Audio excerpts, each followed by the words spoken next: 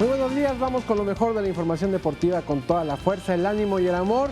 Ayer quedaron ya de manera formal inaugurados los Juegos Paralímpicos de Río 2016 con una majestuosa ceremonia que tuvo como tema central la rueda, a propósito justamente de la importancia que tiene la rueda para los atletas paralímpicos. Muchos de ellos, lo sabemos, en silla así participan, y justo así fue como comenzó la ceremonia con un acróbata estadounidense, Aaron Wells, que hizo un triple salto que muy pocos en el mundo lo pueden hacer. Obvio, lo hizo en silla de ruedas.